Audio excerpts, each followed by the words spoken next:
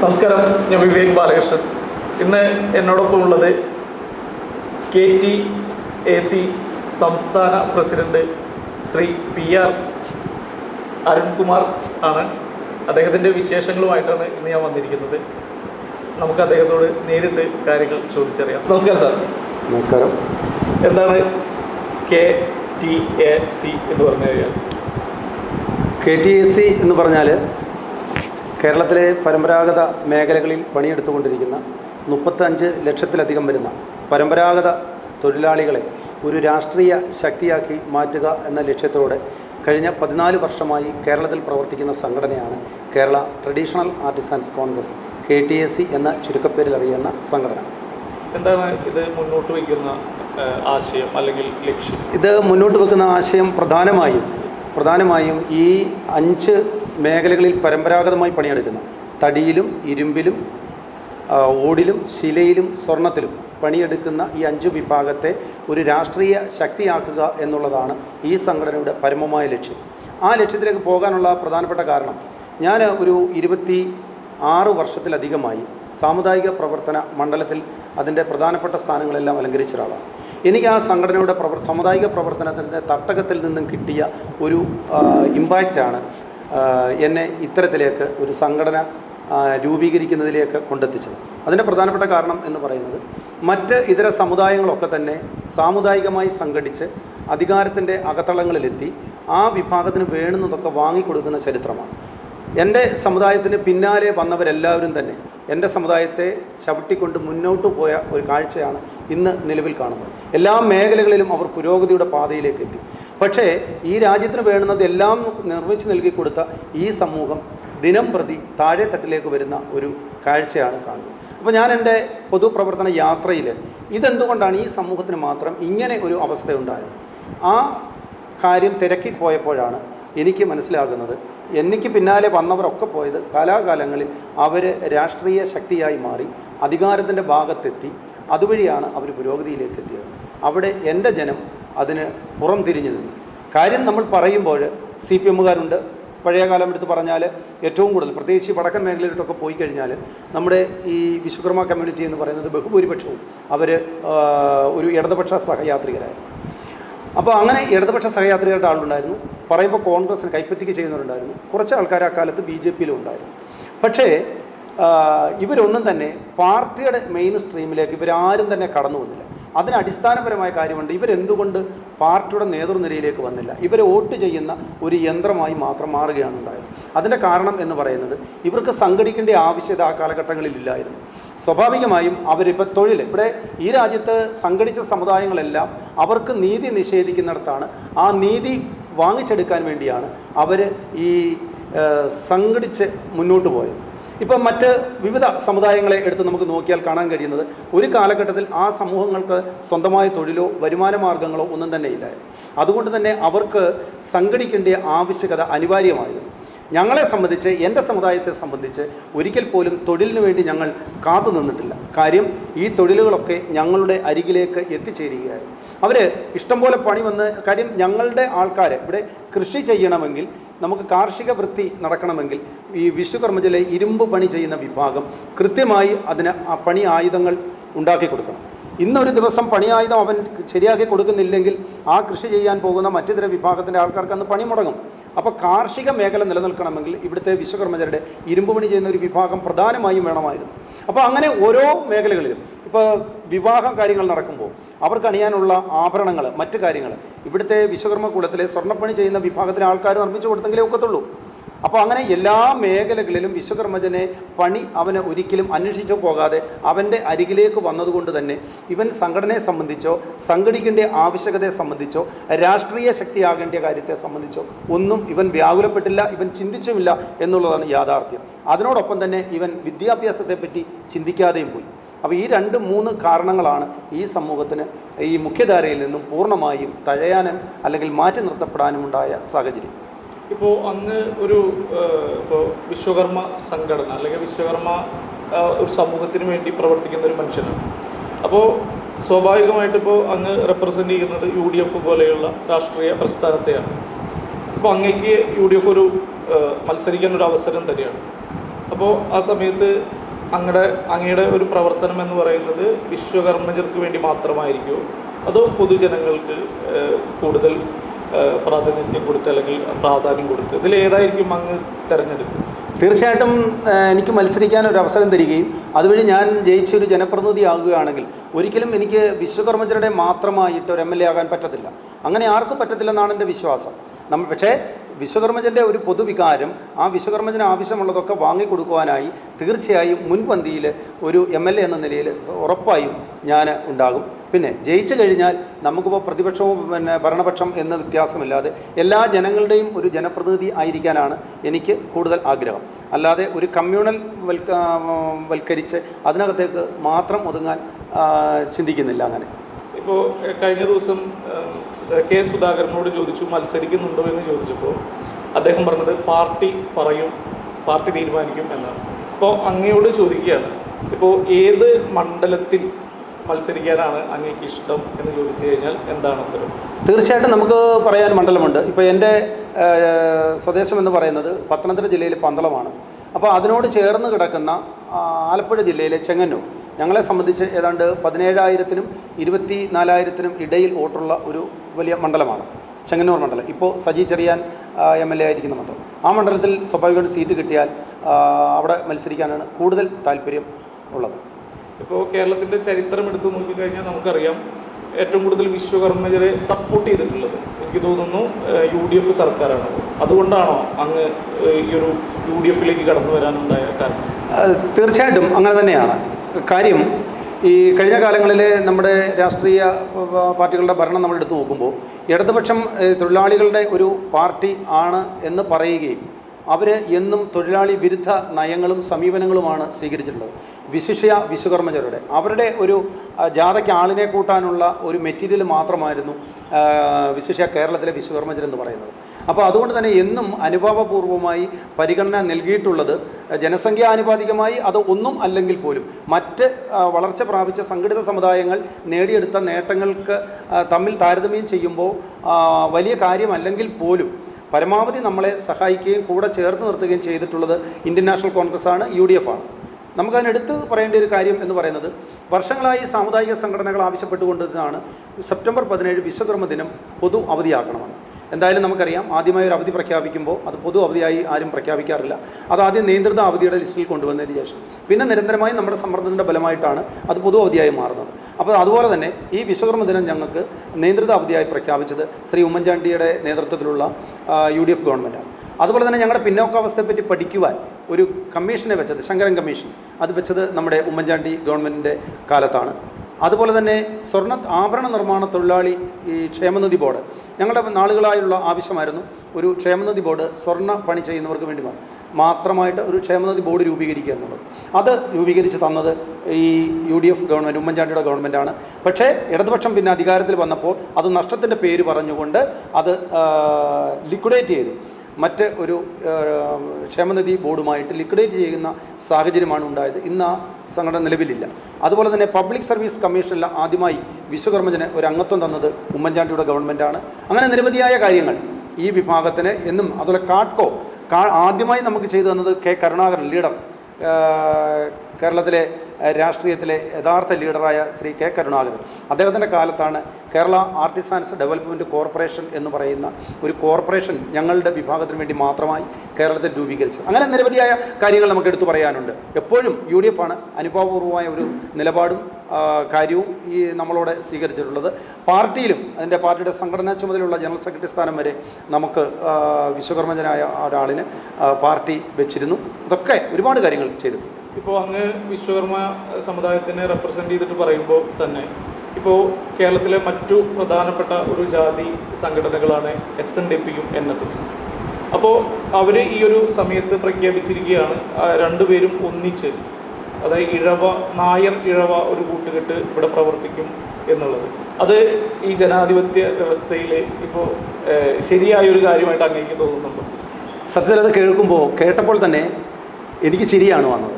അതിൻ്റെ പ്രധാനപ്പെട്ട കാര്യം എന്ന് പറയുന്നത് ഈ വെള്ളാപ്പള്ളി നടേശൻ എന്ന് പറയുന്ന SNDPയുടെ ജനറൽ സെക്രട്ടറി വർഷങ്ങൾക്ക് മുമ്പ് എൻ്റെ വിഭാഗത്തെ കൂടെ ചേർത്തുകൊണ്ട് വിശാല ഹിന്ദു സംഘടന രൂപീകരിച്ചു.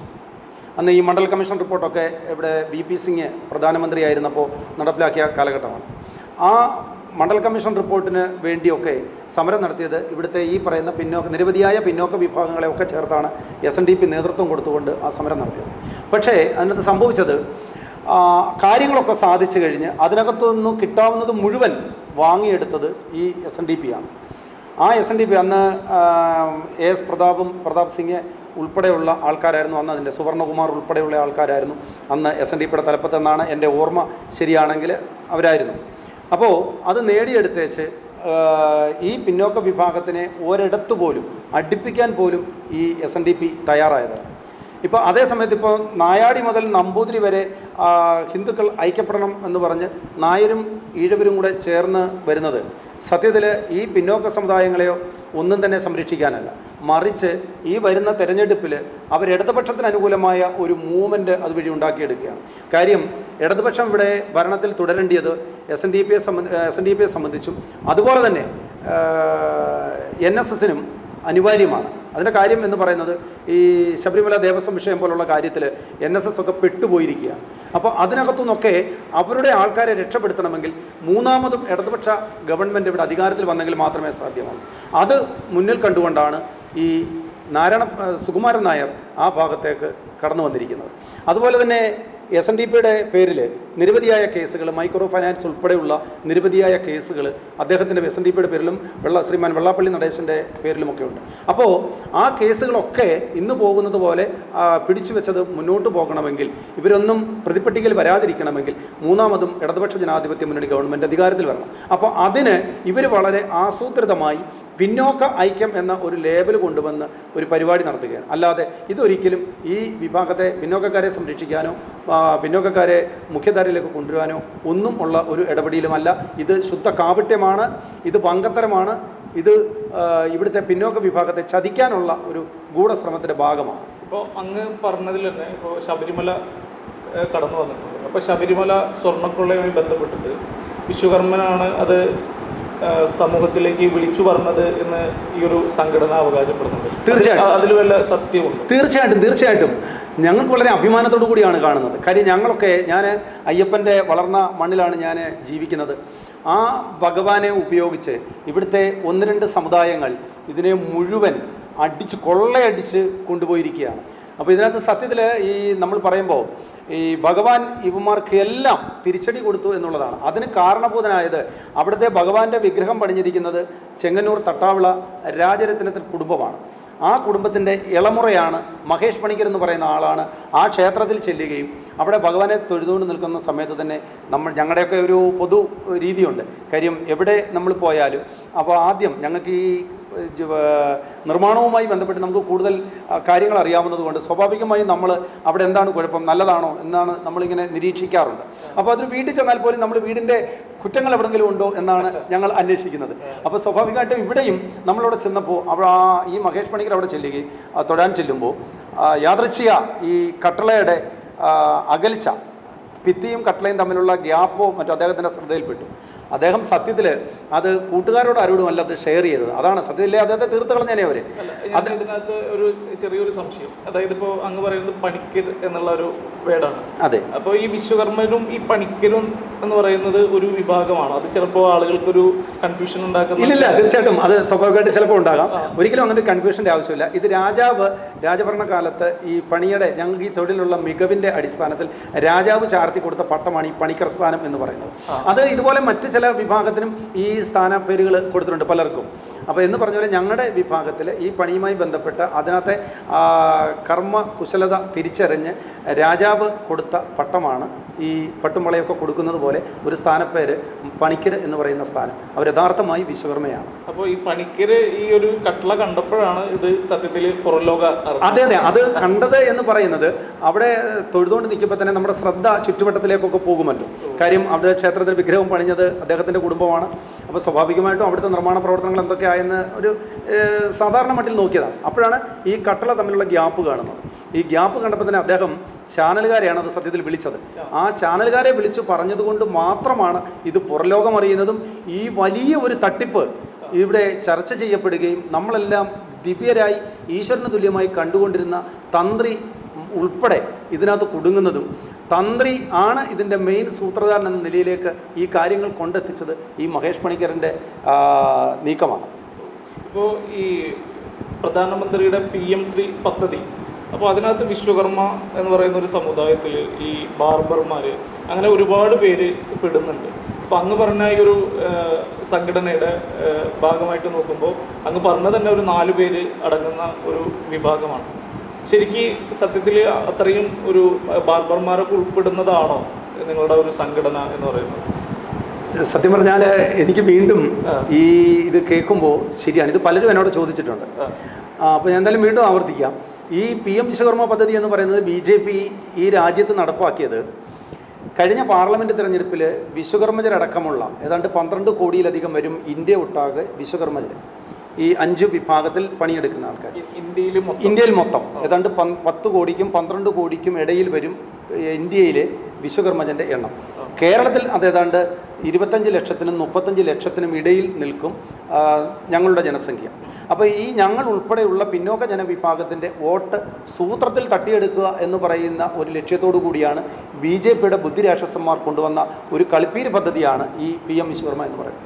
അത് കളിപ്പീര് പദ്ധതിയാണ് എന്ന് പറയാനുള്ള കാര്യം എന്ന് പറയുന്നത്, വിശ്വകർമ്മജർക്ക് വേണ്ടി മാത്രമാണ് ഇത് ഇരുന്നത് എങ്കിൽ ഇത് ഞങ്ങളുടെ വിഭാഗവുമായി ബന്ധപ്പെട്ട 5 മേഖലകളിൽ പണിയെടുക്കുന്ന ആൾക്കാരെ ആയിരിക്കണമായിരുന്നു അത് ഉൾപ്പെടുത്തേണ്ടിയിരുന്നത്.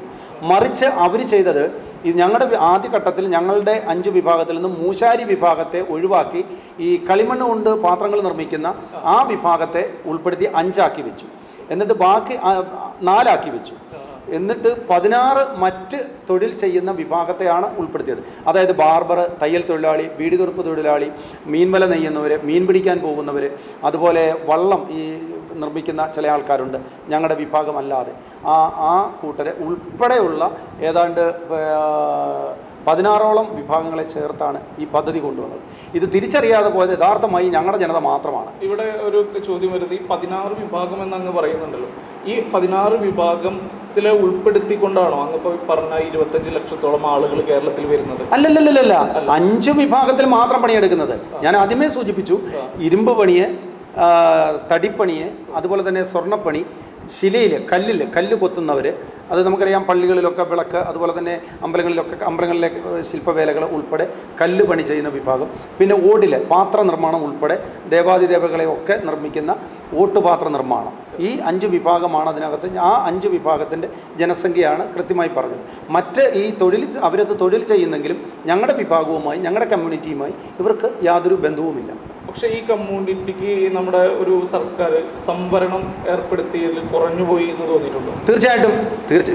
സത്യത്തിൽ ഭരണഘടന പോലും പറയുന്നത് ജനസംഖ്യ ആനുപാതികമായ സംവരണം ലഭ്യമാകണമെന്നാണ്. വിശിഷ്യ പിന്നോക്കം വിശ്വകർമ്മജരടക്കമുള്ള പിന്നോക്കം നിൽക്കുന്ന വിഭാഗത്തിന് ജനസംഖ്യാനുപാതികമായ സംവരണവും മറ്റ് ആനുകൂല്യങ്ങളും കൊടുക്കണമെന്നാണ്. പക്ഷേ ഇവിടെ സംഘടിത രാഷ്ട്രീയ ശക്തി അല്ലാത്തതുകൊണ്ട് ഞങ്ങൾക്ക് വേണ്ടി ശബ്ദിക്കുവാൻ നിയമസഭയിലോ പാർലമെൻറ്റിലോ ത്രിതല പഞ്ചായത്തുകളിലോ ആളില്ലാത്തത് കൊണ്ട് തന്നെ, ഇപ്പോൾ ത്രിതല പഞ്ചായത്ത് നിയമനിർമ്മാണ സഭയല്ല എങ്കിൽ പോലും ഈ പ്രധാനമായും നിയമസഭയിലും പാർലമെൻറ്റിലും ഈ വിഷയങ്ങൾ ഉന്നയിച്ച് കാര്യങ്ങൾ ചെയ്തെടുക്കാൻ ഞങ്ങൾക്ക് അവിടെ പ്രതിനിധികളില്ലാത്തത് കൊണ്ട് തന്നെ ഞങ്ങൾക്ക് ഇത്തരത്തിലുള്ള ആനുകൂല്യങ്ങളോ കാര്യങ്ങളോ ലഭിക്കാറില്ല. ഒരുപക്ഷെ എന്തായിരിക്കും ഈ വിശ്വകർമ്മ സംഘടിതരാവാത്തതിൻ്റെ ഒരു കാരണം തന്നെ എപ്പോഴെങ്കിലും? അത് ഞാൻ ആദ്യമേ സൂചിപ്പിച്ചു. ഞങ്ങളുടെ വിഭാഗം സംഘടിതരാകാതെ പോയതിൻ്റെ പ്രധാനപ്പെട്ട കാരണം ഞങ്ങൾക്ക് തൊഴിലിൻ്റെ ബേസിലാണ്. ഞങ്ങൾ ഈ തൊഴിലിൽ മാത്രം ശ്രദ്ധ കേന്ദ്രീകരിച്ചു. ഞാൻ നേരത്തെ സൂചിപ്പിച്ചിരുന്നു, തൊഴിലിൽ മാത്രം എന്ന് പറഞ്ഞാൽ ഞങ്ങൾക്ക് തൊഴിൽ തേടി പോകേണ്ട ഒരു സാഹചര്യം ഒരിടത്തും ഉണ്ടായിട്ടില്ല. ഒരിടത്തും തൊഴിൽ സംരക്ഷിക്കപ്പെടേണ്ട ഒരു ആവശ്യം വന്നിട്ടില്ല. ഇപ്പം മറ്റൊരു വിഭാഗത്തിലെന്ന് പറഞ്ഞാൽ അവർക്ക് തൊഴിൽ അന്വേഷിച്ച് പോകണമായിരുന്നു, അവർ ചെയ്തുകൊണ്ടിരുന്ന തൊഴിലുകൾ സംരക്ഷിക്കപ്പെടണമായിരുന്നു അവർക്ക്. അപ്പോൾ സംരക്ഷിക്കപ്പെടുക എന്ന് പറയുമ്പോൾ അപ്പോൾ അവിടെ ഒരു യൂണിറ്റി ഉണ്ടാകണം, ഒരു കൂട്ടായ്മ ക്രിയേറ്റ് ചെയ്യണം.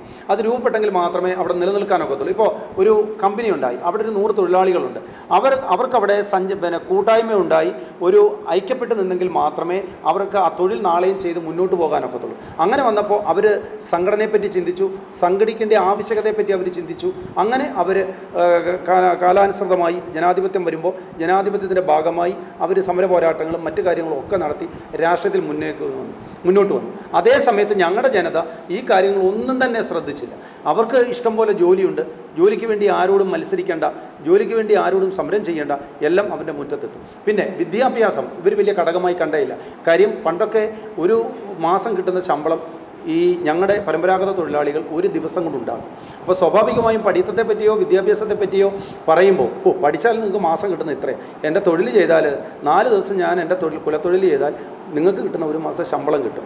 അപ്പോൾ അതുകൊണ്ട് അത് മതി എന്ന് പറഞ്ഞുകൊണ്ട് ഇവർ വിദ്യാഭ്യാസത്തോടും പുറംതിരിഞ്ഞു. പക്ഷേ ഇന്ന് മാറ്റമുണ്ടായിട്ടുണ്ട്.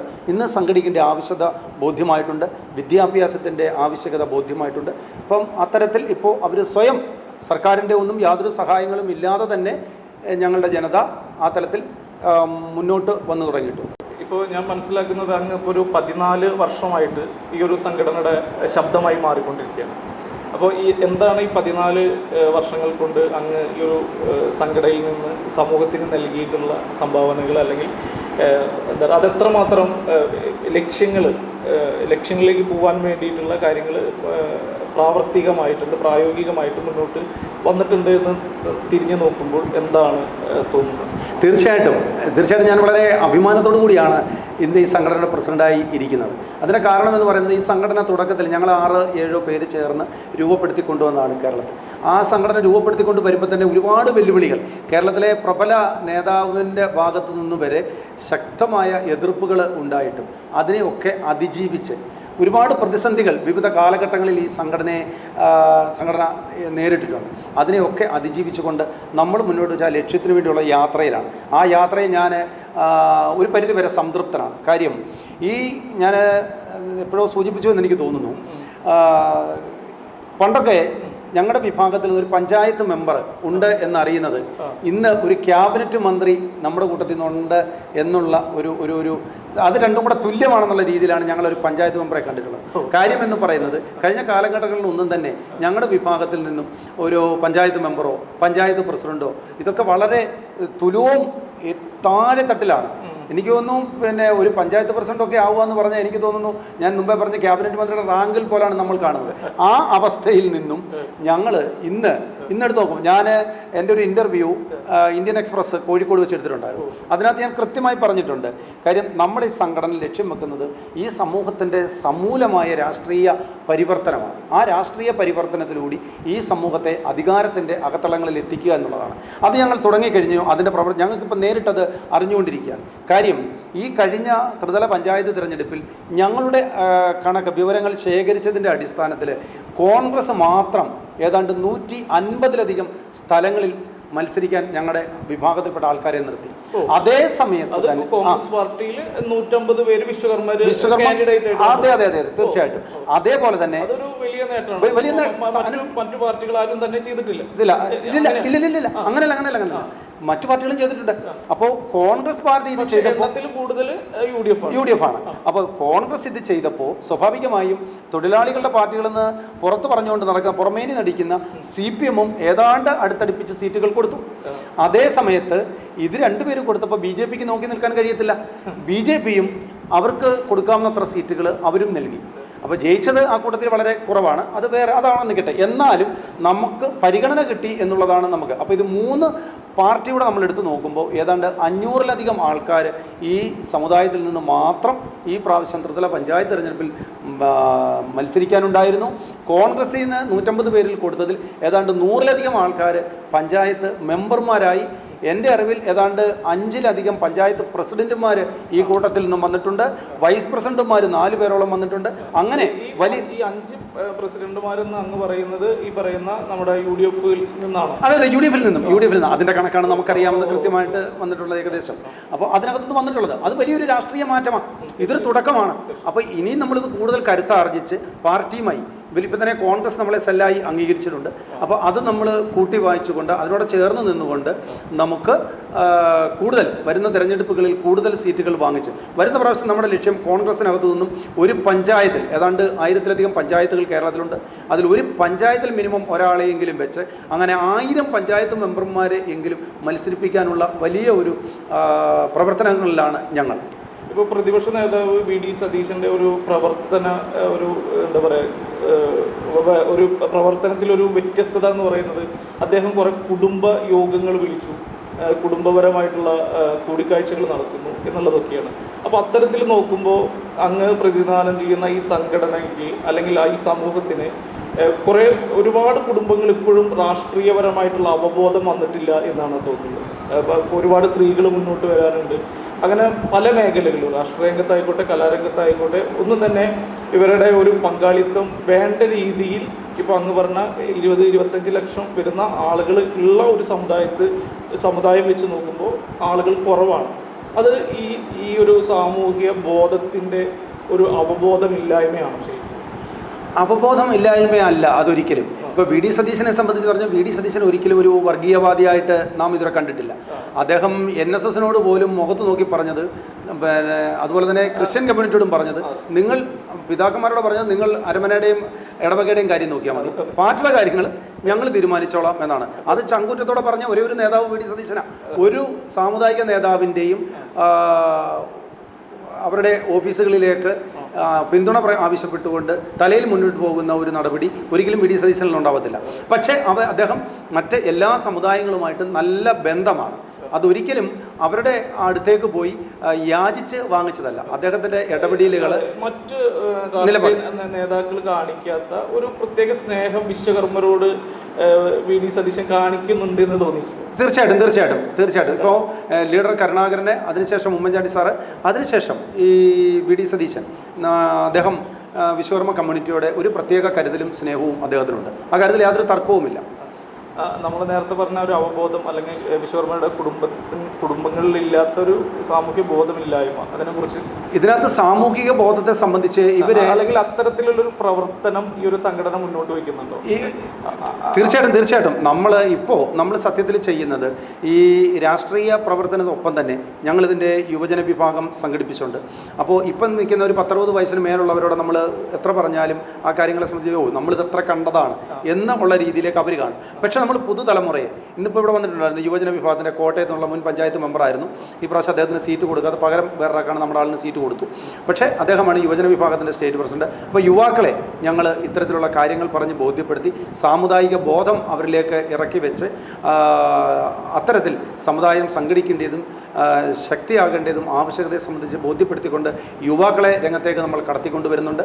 ഞങ്ങളുടെ സമൂഹം നേരിടുന്ന ഏറ്റവും വലിയൊരു വെല്ലുവിളി ഈ സമൂഹത്തിനോട് കമ്മിറ്റ്മെൻറ്റുള്ള, ഈ സമൂഹത്തോടെ പ്രതിപത്തിയുള്ള ഒരു തലമുറ വളർന്നു വരുന്നില്ല, അല്ലെങ്കിൽ നിലവിൽ ഇതുവരെ ഉണ്ടായിരുന്നില്ല എന്നുള്ളത്. ഇപ്പോൾ ശ്രീനാരായണ ഗുരുവിനെ പോലെ, മന്നത്ത് പത്മനാഭനെ പോലെ, അതുപോലെ പൽപ്പുവിനെ പോലെ, ആർ ശങ്കറെ പോലെ, അയ്യങ്കാളിയെ പോലെ സാമുദായിക പ്രതിബദ്ധതയുള്ള അവശത അനുഭവിക്കുന്ന തൻ്റെ, പക്ഷേ എനിക്ക് തോന്നുന്നു ഇപ്പോൾ ഈ ഒരു യുവതലമുറയ്ക്ക് കാണിച്ചു കൊടുക്കാൻ ഇവിടെ ഒരു മാതൃകയില്ലാത്തതാണ്. തീർച്ചയായിട്ടും ഞാനത് രാവിലെ നമ്മുടെ പരിപാടി പ്രസംഗിച്ചപ്പോൾ ഞാനത് പറഞ്ഞു. ഇതിൻ്റെ ഒരു കുഴപ്പം എന്ന് പറയുന്നത് ഇത് കൃത്യമായി പറഞ്ഞ് ബോധ്യപ്പെടുത്തി കൊടുക്കുവാൻ നമ്മുടെ ഈ പഴയകാല നേതാക്കൾ ആരും തന്നെ തയ്യാറായിരുന്നില്ല എന്നുള്ള. മറ്റിതര വിഭാഗമൊക്കെ ഇപ്പോൾ ക്രിസ്ത്യൻ കമ്മ്യൂണിറ്റി അവരുടെ ആത്മീയ വിഷയത്തെ സംബന്ധിച്ച് വളർന്നു വരുന്ന തലമുറയെ അവർ കൃത്യമായി ബോധ്യപ്പെടുത്തുന്നു. അത് വളർന്നു വന്ന സംഘടിത സമുദായങ്ങളെല്ലാം തന്നെ അത് ഞാൻ എടുത്തു പറഞ്ഞു സൂചിപ്പിച്ചു എന്ന് മാത്രമേ ഉള്ളൂ. പക്ഷേ അവിടെ വിശ്വകർമ്മ സമുദായ സംഘടനാ പ്രവർത്തനം അധപ്പതനത്തിൻ്റെ ഭാഗമാണ്. കാര്യം ഇവരാരും ആത്മീയമായി ഈ സമൂഹം സംഘടിക്കപ്പെടേണ്ടതോ അതിനകത്തൂടെ ഒരു അവബോധം പുതുതലമുറയ്ക്ക് പകർന്നു കൊടുത്തുകൊണ്ട് ഈ സമൂഹത്തെ നിലനിർത്തണമെന്നോ അവരാരും ചിന്തിക്കാറില്ല. ഈ നേതാക്കളെല്ലാം തന്നെ തനിക്ക് ശേഷം പ്രളയം എന്ന് പറയുന്ന ഒരു കൺസെപ്റ്റിലൂടെയാണ് ഈ വിശ്വകർമ്മ കമ്മ്യൂണിറ്റിയിലെ നേതാക്കൾ കടന്നു പോകുന്നത്. അതുകൊണ്ട് തന്നെ ഈ സമൂഹത്തെ സംബന്ധിച്ച് കൃത്യമായ അവബോധം പുതുതലമുറയ്ക്കില്ല. തന്നെയല്ല അവർക്കിത് പറയുമ്പോൾ തന്നെ പല ആൾക്കാരും പുച്ഛത്തോടുകൂടി കാണുന്നുണ്ടോ എന്ന് പോലും ഒരു സംശയിക്കേണ്ടിയിരിക്കുക. ഇതിപ്പോൾ ഈ സംഘടനയെ കുറിച്ച് പറയുകയാണെങ്കിൽ ഇപ്പോൾ മറ്റ് സമുദായക്കാരുടെ ഒരു വളർച്ച വിശ്വകർമ്മ സമുദായത്തിന് വളരാൻ ഒരു സ്പേസ് ഇല്ലാത്ത രീതിയിലേക്കോ അല്ലെങ്കിൽ അവരോട് ചേർന്ന് നിന്ന് പ്രവർത്തിക്കുന്ന രീതിയിലോട്ടൊക്കെ മാറിയിട്ടുണ്ട്. അതാണോ? എങ്ങനെ ചോദ്യം മനസ്സിലായില്ലത്? അതായത് ഇപ്പൊ വിശ്വകർമ്മ പങ്ക് പറഞ്ഞു, ഇപ്പൊ 14 വർഷമായിട്ടാണ് അങ്ങനെ ഒരു സംഘടന ഭാഗമാവുന്നത്. അപ്പൊ അതിനു മുമ്പും ഇവിടെ വിശ്വകർമ്മയിലുണ്ടായിരുന്ന ഒരു കൂട്ടായ്മ വേണ്ട രീതിയിൽ രാഷ്ട്രീയ പ്രാധാന്യം ഇല്ലാതെ നിൽക്കുന്നു.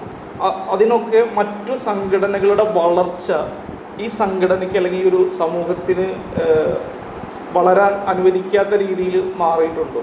അല്ലെങ്കിൽ അത്തരത്തിലൊരു അപകർഷത ഇവരിൽ ഉണ്ടായിട്ടുണ്ടോ? ഇല്ല, അതിനകത്ത് സത്യത്തിൽ നമ്മുടെ നേതാക്കളൊക്കെ ഇങ്ങനെ പറയും വിശ്വകർമ്മരുടെ ഐക്യം എക്കാലവും ഈ കാലാകാലങ്ങളിൽ ഭരിക്കുന്ന രാഷ്ട്രീയ പാർട്ടികളാണ് തച്ചുടയ്ക്കുന്നത് എന്നാണ് പറയുന്നത്. മറ്റ് സമുദായ സംഘടനകൾക്ക് അതിന് റോളൊന്നുമില്ല. അവരാരും വിശ്വകർമ്മരുടെ സംഘടനാ പ്രവർത്തനത്തിൽ കൈകടത്തുകയോ ഇടപെടുകയോ ചെയ്യാറില്ല. മറിച്ച് കാലാകാലങ്ങളിൽ വിശ്വകർമ്മരുടെ ഐക്യം രൂപപ്പെട്ടു വരുമ്പോൾ അതിനെ തകർക്കാനായിട്ട് രാഷ്ട്രീയക്കാരാണ് ശ്രമിക്കുന്നത് എന്നാണ് പറയുന്നത്. ഇപ്പോൾ വിശ്വകർമ്മ മഹാസംഗമം നടത്തി ശ്രീമാൻ AK ആചാര്യ സാറിൻ്റെ കാലഘട്ടത്തിൽ കേരളം കണ്ട ഏറ്റവും വലിയ സാമുദായിക സംഗമമായിരുന്നത്. അന്ന് കേരളത്തിലെ പ്രബലമായ ഏതാണ്ട് 5ഓളം സംഘടനകളെ ചേർത്ത് വിശ്വകർമ്മ ഐക്യവേദി എന്ന് പറയുന്നൊരു സംഘടന രൂപം കൊടുത്തുകൊണ്ടാണ് ആ പരിപാടി നടത്തിയത്.